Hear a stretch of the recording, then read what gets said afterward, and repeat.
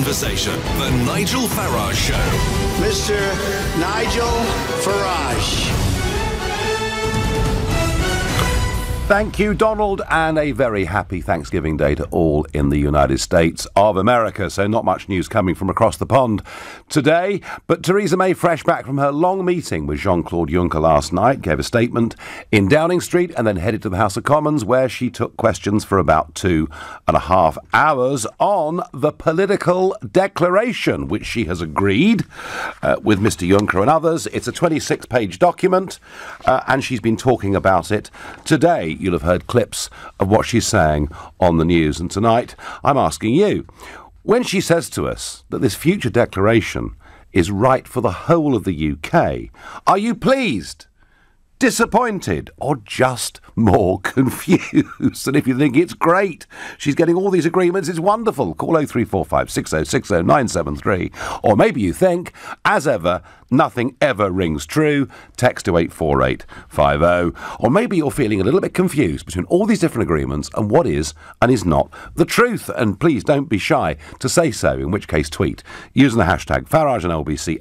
And of course, Facebookers, you can watch us live and comment there too. So let's just go through some of the main points that Theresa May made in that speech to the House of Commons, and I will try to give you a bit of analysis. Bear in mind that this is a political declaration.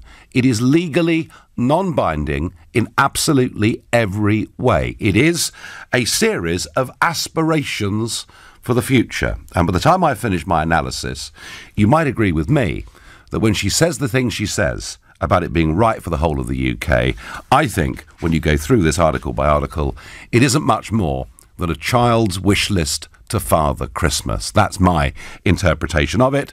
But here was the big headline from the Prime Minister. Mr. Speaker, the draft text that we have agreed with the Commission is a good deal for our country and for our partners in the EU. Well, it's not really a deal at all, is it? I mean, she's agreed a form of words, but it's not legally binding, and normally deals are things that you shake on or sign on, and they actually have some effect. And none of these wishes can ever come into being unless we're able to alter the relationship we've signed up to in the withdrawal agreement, over which, remember, our friends in Brussels have a veto on us actually getting out of. So let's be a little bit sceptical about whether it's a deal at all. But one of the big trumpets this week we've heard, sounding loudly from the Prime Minister, has been over free movement. And one or two of you thought that free movement had ended with the withdrawal agreement. And I pointed out last night, actually, there was no mention of any alteration to free movement. Now, let's just listen to Theresa May today on this. And this, for her, is the big one. It ends free movement once and for all.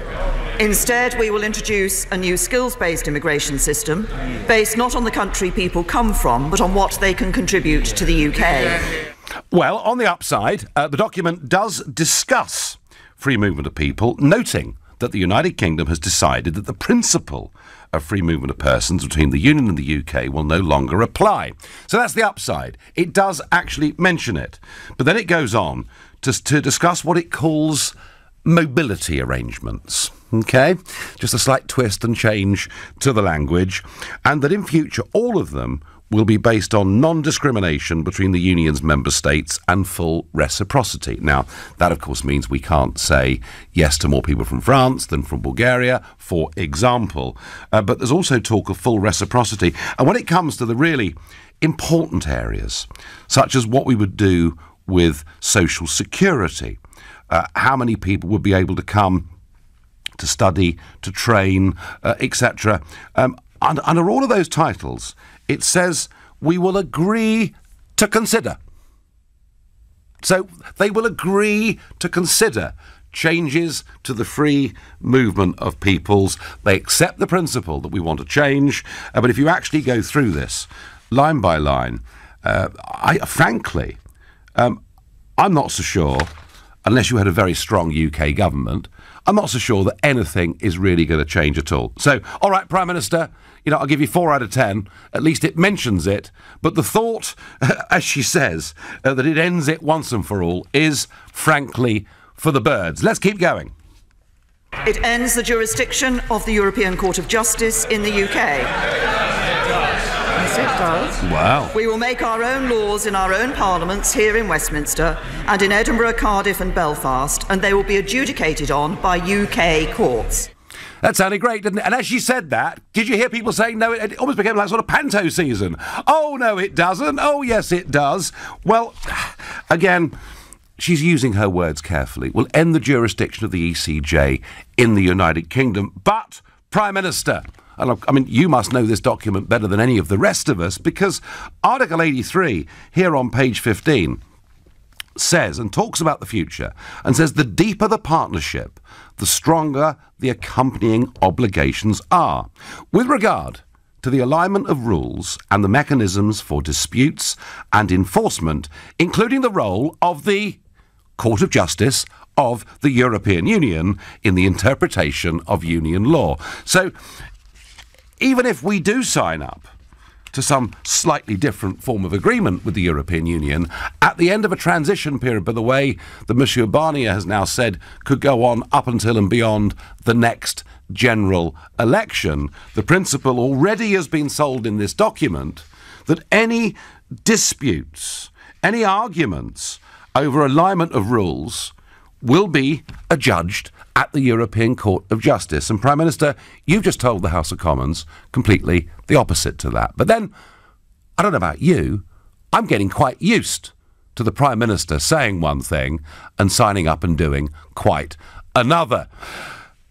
Another huge claim from the Prime Minister is, of course, these huge sums of money she's going to save. And it means an end to sending vast sums of money to the EU, so we can take full control of our money to spend on priorities, really? Including our long-term plan for the NHS. Jolly good. Oh, isn't that marvellous? Absolutely marvellous. But, of course, remember, she's already agreed to sign up, give away £39 billion, and that's for a transition period that ends at the end of 2020. But she's asked already herself for an extension of a transition period into 2021, which takes us into the EU's next 7-year budget cycle. Even the Financial Times, not always on my side of these arguments, estimates that Britain's gross contribution for that year will be about 25 billion euros, call it 22 billion quid.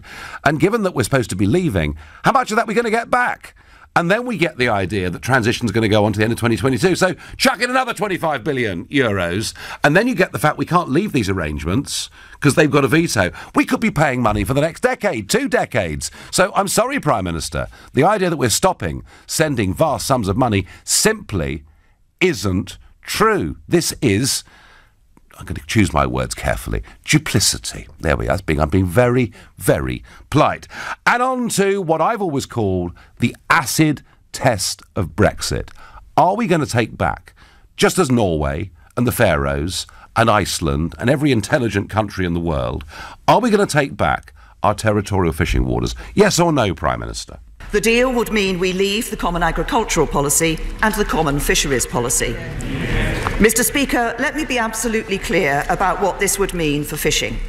We would become an independent coastal state with control over our waters, so our fishermen get a fairer share of the fish in our waters. Oh, right. We have that's good, firmly rejected.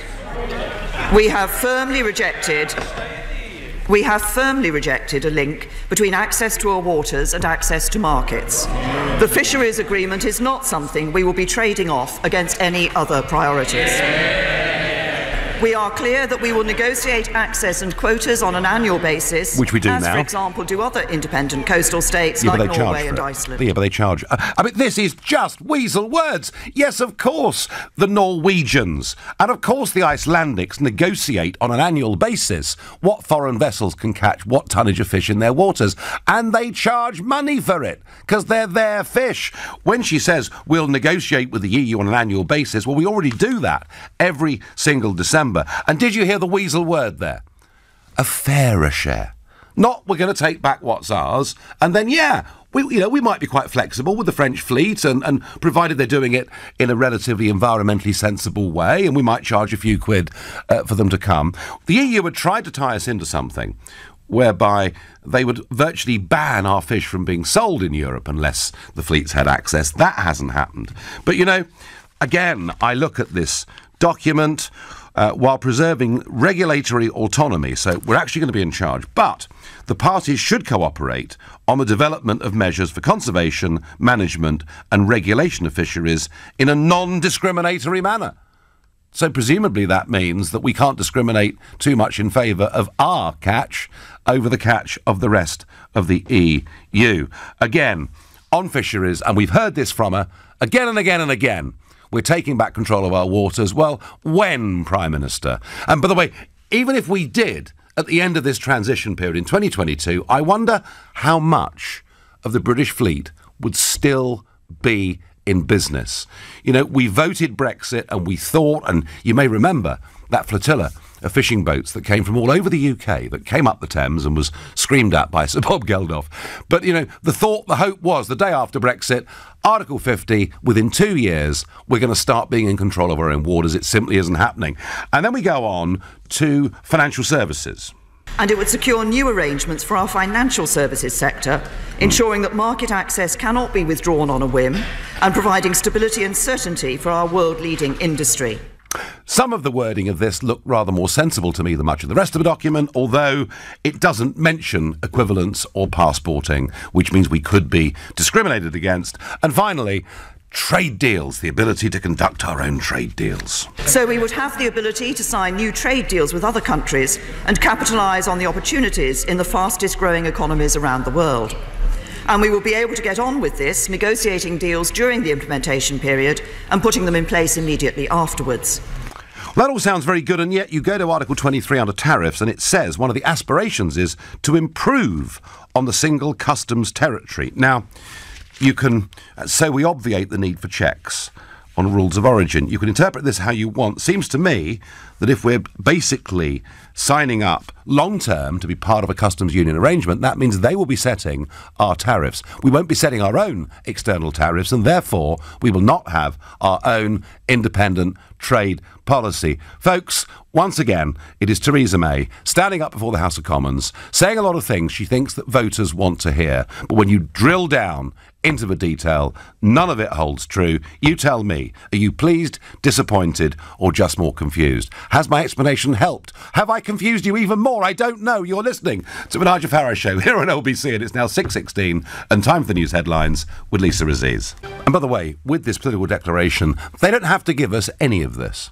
Not any of it if they don't want to. Now, you've heard my response to this. Let's hear the leader of Her Majesty's loyal opposition, the Right Honourable Jeremy Corbyn.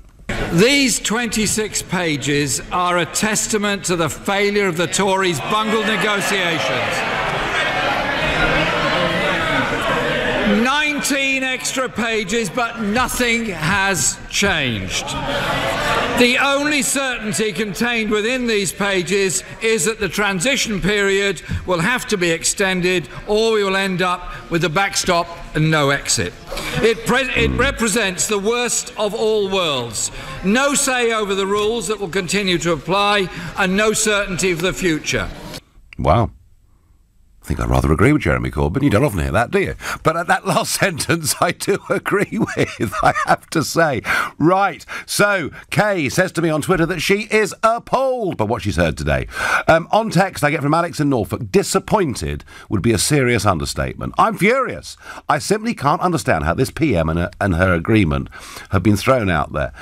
She's put our country in a dreadful situation, a truly dreadful situation, and she's put her own party in a dreadful situation. And Alex, if you believe what the pundits are saying today, they're saying that nearly half of backbench Conservatives are saying they will vote against this deal, which is a pretty serious number.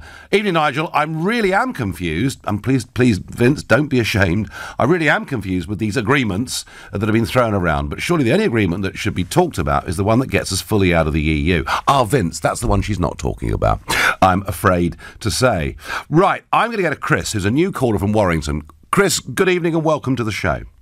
Thank you, Nigel. Good evening. How are you?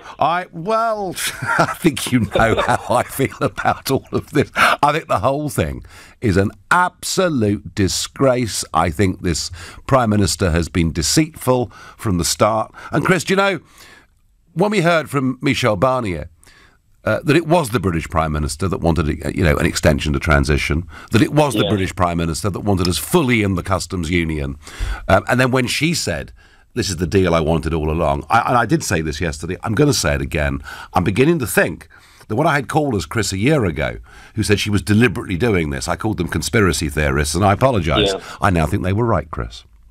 Yeah, well, that's exactly the point I was going to bring up. I mean, we all know that this deal and the extension of that today is so vague, it's absolutely meaningless, which, of course, the EU will use to their advantage mercilessly against us.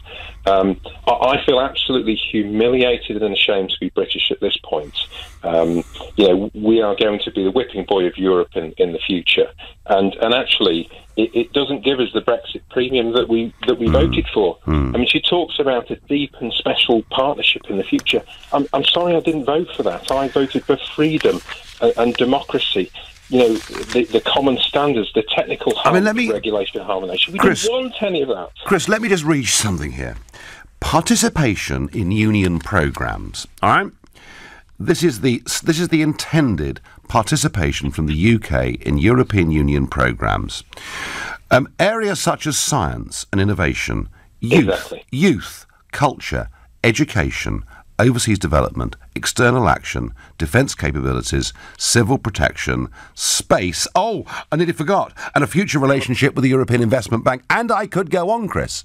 Basically, her aspiration, and we saw this laid bare with her Florence speech. We've spent 40 years trying to opt out of bits of the European Union. We vote to leave, and now she wants to opt back into most of it. Well, exactly. I mean, it's fine, one or two of those things. Basic research and science, for example, could be a good thing. Education cooperation with Erasmus programme and so on. But the problem is it's the thin end of the wedge, isn't it? Because she's using that as a mechanism to opt us back into all of these things, which destroy our competitiveness in the future and will not deliver us what we all voted for, which was to be out of all of these things. Chris, I couldn't agree more. I am, and you used the word ashamed. I've got American friends, Chris, one or two quite senior ones, and a lot of my American friends say, what has happened to your country? How can you, this great nation, be behaving like this? It is pretty shocking. What happens next, Chris, in your own view?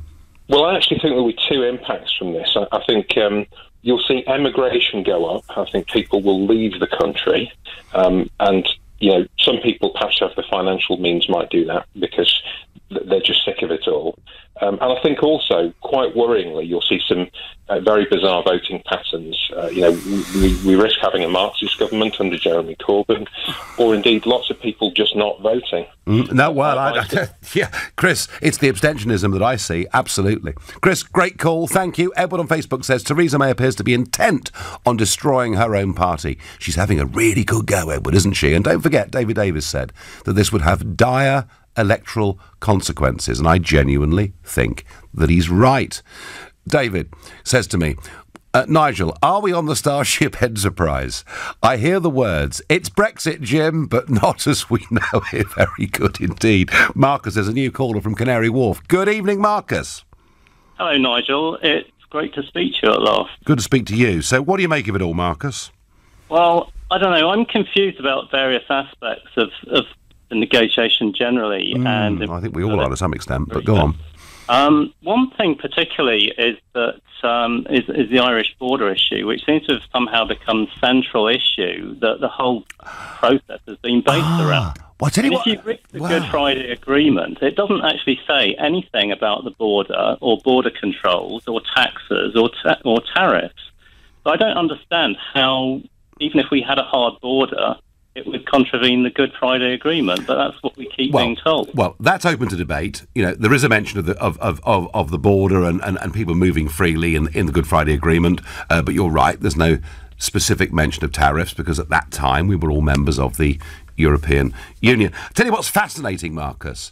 Now that she's sold the pass, now that she's signed up to the withdrawal agreement, even Mr Varadkar, the Taoiseach, the Irish Prime Minister, has been saying in the last 2 days, even in the event of no deal, there will be no hard border in Ireland. So you've actually got the Irish Prime Minister now saying there is no problem, we can sort this out, there are technological ways through it. I've even got in my files a European Parliament report from 18 months ago looking at the border and Brexit and saying there's no need for a hard border, there are technological ways of solving this. But you know, this is, in a sense, Marcus, this is what she signed up to. That day, she left Downing Street at 4:15 in the morning to meet the deadline set by Monsieur Barnier, and we've been stuck on the hook ever since. Yeah, I mean, I just don't understand it. And another thing that I find most disturbing about the proposal that's just come out is the restriction on leaving, which I think is the restriction on leaving the customs union, that we have to have the permission of the EU. I'm not sure, for one thing, how that would actually work in practice. I mean, if we wanted to tear up an agreement, I mean, Donald Trump's done that with the NAFTA agreement and the Iran agreement. Could we just tear it up if we really wanted to? Do you know, Marcus, the absolute truth of this is that you can do what the hell you like if you've got political will. But I don't see much of that around in politics in this country. And, you know, is this customs union that we've signed up to? I think she intends it to be permanent. Otherwise, she would not have signed up to Article 23, looking ahead to the future, improving on the single customs territory. Marcus, I think we're all confused as to why she's allowed Northern Ireland to become the problem that it has. But I'm afraid she has. I thank you for your call. Ben's a new caller from Orpington. Good evening, Ben. Hello, Nigel. It's an absolute pleasure to talk to you. I have to say that I'm not too sure why you're surprised at any of this. I didn't say... Actually, Ben, I'm not surprised. Ever since Chequers, I've just been getting angrier and angrier. So, no, I'm not surprised. What I tried to do in that first section tonight was to go through what she says and go through what this report says and point out the differences. But, hey, we're getting used to this, aren't we? It is all just hot air. It's been like this since before Cameron tried to get his special bill through to try and convince us all to remain in. And I think part of the problem is it's the same civil service that are doing all the negotiations.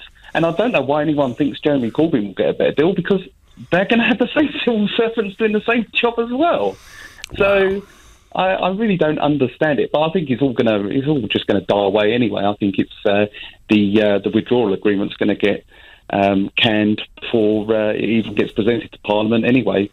I think it'll be found to be unconstitutional. Well, now a lot of people do argue that it is unconstitutional, and they talk about acts of union and all sorts of things. But Ben, there isn't time for all that, is there? The reality is there's going to be a vote. You know, she will come back from this summit on Sunday.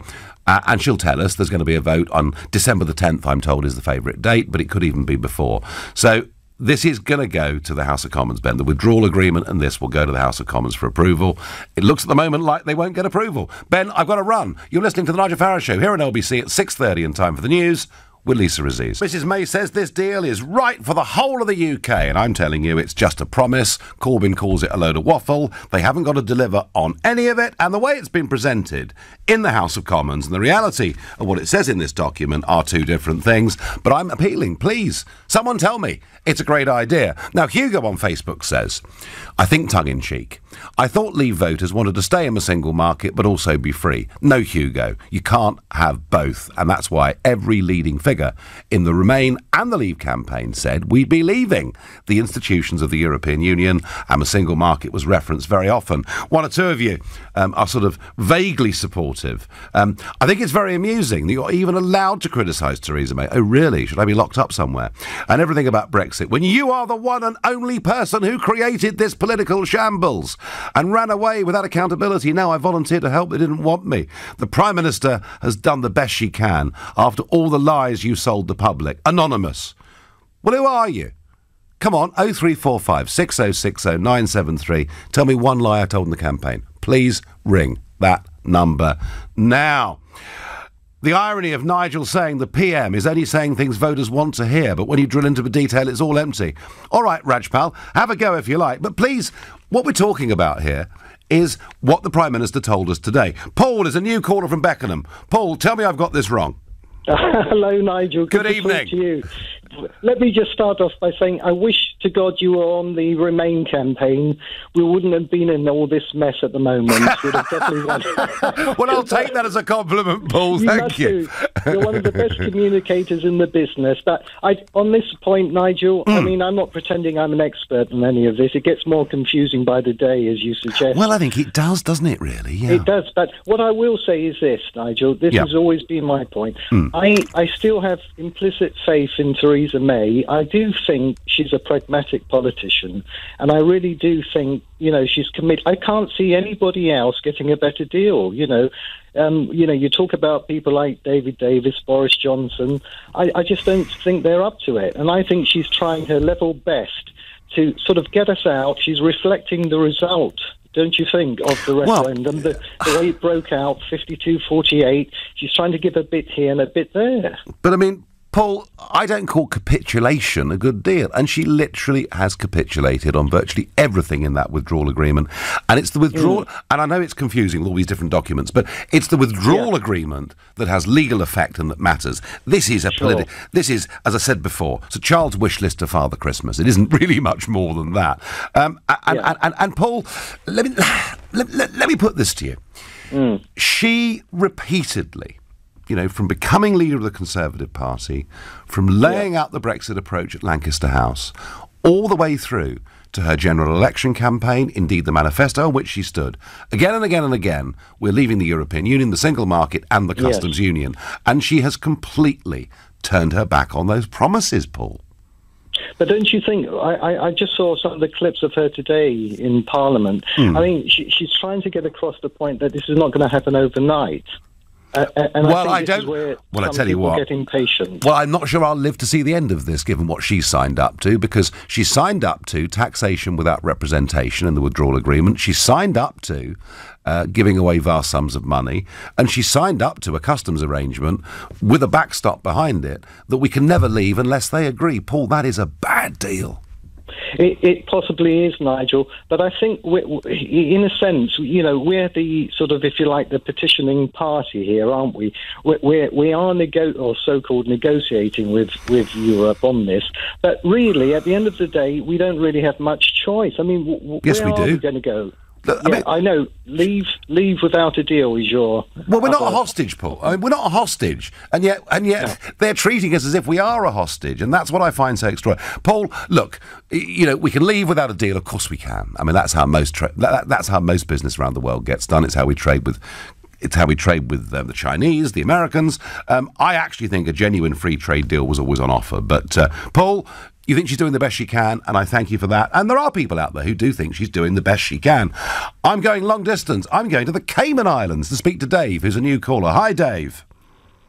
Hello, how are you doing? Very, very good. Welcome to the show. So, now, financial services clearly, of course, matters to you in the Cayman Islands. Absolutely it does. It's what we survive on. Yes. And have you had a chance to analyse what this may mean for you in the future? I have looked into what it does for financial services. I think the honest truth is that the EU is so anti the financial services industry in the Cayman Islands, or indeed anywhere that's going to compete with it anyway, that's almost not what's in discussion here. I think what frustrates me is just the fundamental dishonesty with which so much of the discourse between our government and the British people has been carried out. I mean, even today, as Theresa May was stood at the dispatch box saying that we had managed to secure an arrangement whereby access to our ability to sell fish would not be tied to access to the EU to the EU fleet to our fishing waters. At exactly the same time, Sabine Wayand was tweeting that was exactly what we had agreed would be the case.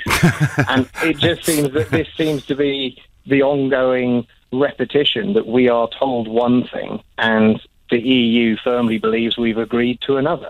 Do you think, Dave, that what she's doing is seriously damaging voters' faith in the entire democratic process in this country? Because I do. Yes, I absolutely do think it is. I think that, people are looking at the fact that I think she believes firmly that the thing that led to the Leave vote was uncontrolled borders, and I think she feels that has been the thing that she needed to prioritise above everything else. And she could argue, and there's something in the political declaration today, she could argue that she has perhaps made some progress on that. But I don't think that there are other areas in which there's just been no progress, and she's not given any focus to other areas at all. And the EU has managed to get us over a complete barrel. I was looking at a part of the political declaration today, and it opens and says the future relationship must ensure open and fair competition, which sounds great. And then the entirety of the rest of the article, this is Article 79, goes on to talk about the fact that, in fact, there will be a level playing field regarding state aid, competition, social and employment standards, environmental standards, climate change, relevant tax matters, everything else. They are determined to ensure that we cannot compete on anything. Well, and Dave, you really are going to have to wash your mouth out with soap and water. You've sworn twice on this programme before the watershed. You've used the word compete. Something the British Prime Minister stop us doing that. Something the British Prime Minister has no comprehension of and no desire for. That's why she's happy to keep us in European Union rules. Dave, great call. Thank you. And Dave understands it completely. As long as we're out, we will cope, says Linda. Yeah, but on what basis? Now, Ben says to me, this isn't as good as Remain for Remainers either. Swallow your pride and join us for a people's vote. So, Ben, what you're saying is, because the Prime Minister's a dud, we need to have a second referendum. I just wish they could get rid of this Prime Minister. Peter is a new caller from Cardiff. Peter, what do you make of today? Hey, Nigel. I've never spoken to you before, but I'm actually a die-hard Brexiteer. I was 6 months too young to vote in 1975, right. But I would have voted to not join.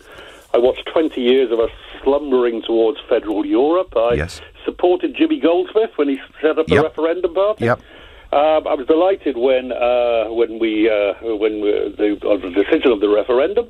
But always suspected we'd end up in this mess. I didn't think they'd put anything other than an almighty bad deal on the table. So after last week, I have firmly come to the conclusion that we need a third and final referendum with a straight choice between no deal Brexit or asked to be let back in. So my question to you, Nigel, is how do you think the result of that referendum would pan out? So it's leave with no deal versus rejoin? Yes. Okay. Well, look, I think my view, Peter, is that there are lots of very reasonable people out there who've seen the pretty appalling bullying behaviour of Barnier and Tusk and Juncker and the gang, and I think it would be a very winnable referendum. But how much more of our life, how much more of our time would it take? And what would it do, Peter, to people's trust in the whole democratic process? You know, we've had this big vote, we were told the result would be implemented, and then we're asked to do it again. It's not very pretty, is it? Well, no, it's not. And obviously, if you win a referendum, you don't want another one. But I think the way it's panned out, and the danger now is everybody will bottle this in Parliament. I think everybody will go for May's deal because the Remainers are scared witless of a no-deal Brexit, and the Brexiteers are scared of a second or a third referendum. So everybody's getting sucked into this vacuum, and it's about time to step back and say, no, okay, let's have the best of three. Let's have the away So this goals. is it. So this is it then. This is the one final showdown, Peter, yeah? Final shootout. There is an argument to have. The only argument that resonated with me, I heard somebody on a phone-in programme say, look, as a family, we decided we want to move. And, okay, we're going to move, and we spend 6 months looking at houses, and we come to the conclusion to buy this house. We then make a choice whether we want to buy the house we've decided on. And the option is, well, let's not move, we're better off where we are. I think that is an argument, but I think at the position we're in now, it's the only way to resolve this. No, you're the first Brexiteer to call this programme to say maybe we have to have this one final referendum. I just wonder, if we won again 52-48, would they still accept it? I don't know. You're listening to The Nigel Farage Show here on LBC at 6:46, and time for the news headlines with Lisa Raziz. Prime Minister tells us that this future declaration is right for the whole of the UK, and I can't find one of you that tells me this is really good news. Oh, she's doing her best, etc. But not one of you has come on and said, this is a great deal. It points the way forward. 0345 6060 973. Come and tell me I've got it completely and utterly wrong. David in Brighton says, hi, Nigel. I would rather stay in than take this terrible deal. If the Tories will not change Mrs May, then another referendum is all that's left. That's somebody else. That's two in the space of the last 5 minutes. Leavers beginning to wonder whether maybe this is the way we settle it. But David in Brighton, would they even accept that? Of what possible relevance is she's doing the best she can? This isn't the bloomin' egg and spoon race. The nation's future is at stake, for goodness sake, says Michael. I take the point, Michael. I'm going to Paisley in Scotland, speaking to Paul. Paul, good evening. Good evening. I'd like to say this is a fantastic deal. Okay. Right. Okay. But the thing is that I'm no Tory in any way, shape or form. I've been anti-Tory all my life, right, and I still am. But I can't see any other thing that she can do, because she doesn't want to get out of Europe, right? And she's got to do something to show that she's doing something. And this is it. I think that really they should just say, right, we're going to stay in it. For the best of the country, we'll just stay in the European Union. Oh, what? And forget... Paul, come off it. And forget...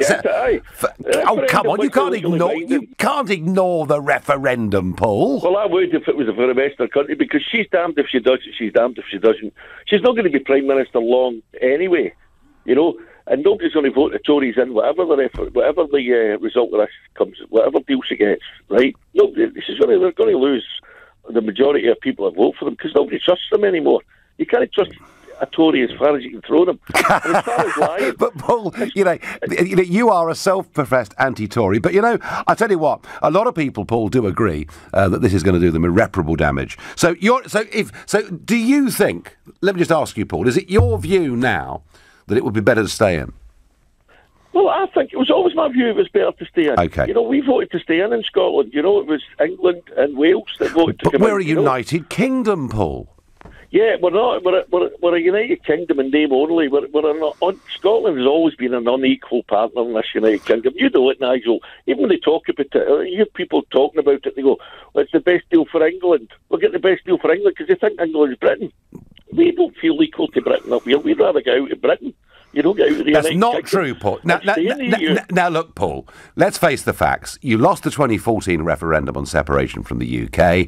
You lost the referendum, or your vote didn't win in the referendum on Brexit, and you're feeling a bit sour about it, aren't you? No, it's not sour. I've accepted that.